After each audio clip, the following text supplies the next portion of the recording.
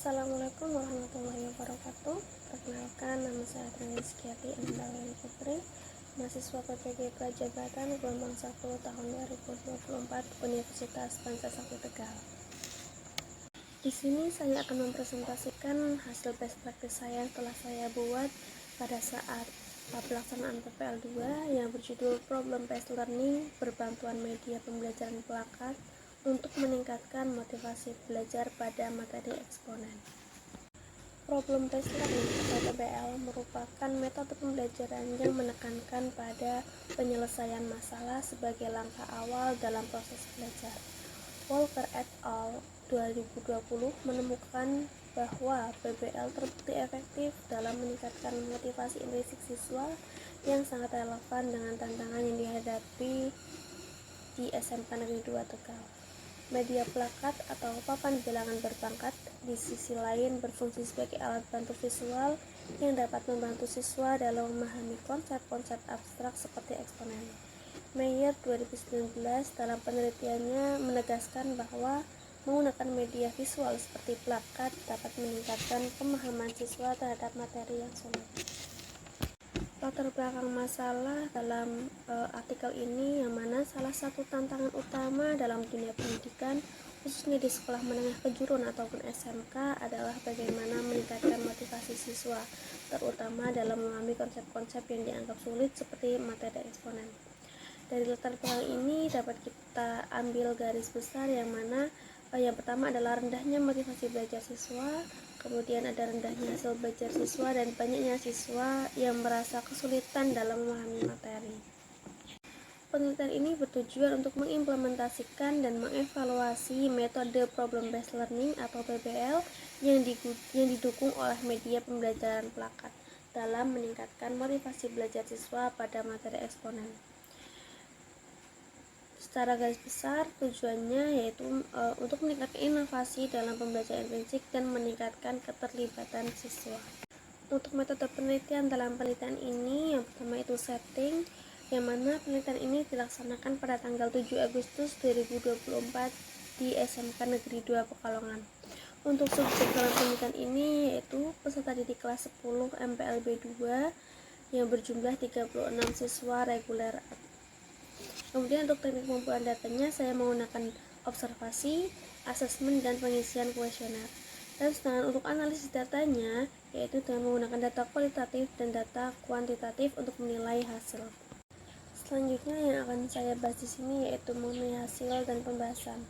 Hasil dari menerapkan best practice dengan menggunakan model pembelajaran problem based learning dan media pembelajaran plakat menunjukkan bahwa proses pembelajaran dapat memberikan manfaat signifikan.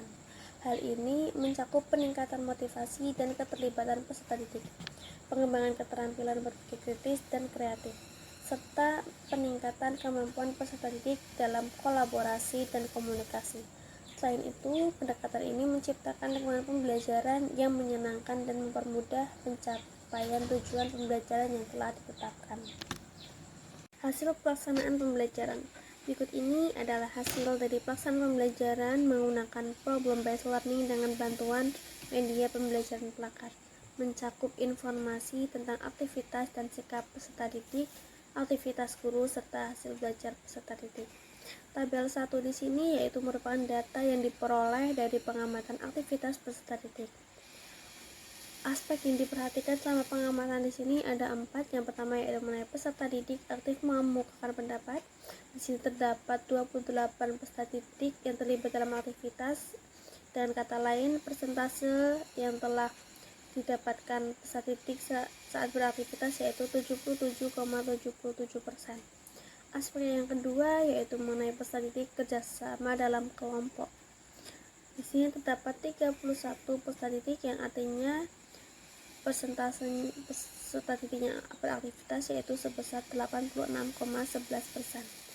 Yang ketiga, peserta didik bertanggung jawab terhadap tugas yang diberikan sebanyak 32 siswa atau 88,88%, dan yang terakhir yaitu peserta didik tuntas dalam menyelesaikan tugas sebanyak 35 peserta didik yang artinya 97,22%. Adapun keberhasilan lainnya dapat dilihat dari perbedaan hasil belajar peserta didik pada pertemuan sebelumnya dan sudah mengikuti praktik pembelajaran terbaik ini. Bisa diperhatikan di sini dari 36 siswa, dilihat nilai sebelum dan nilai sesudahnya. Itu nilai sesudah mengalami peningkatan yang sangat signifikan, yang artinya dari penerapan problem based learning berbantuan media plakat ini dapat meningkatkan hasil belajar siswa.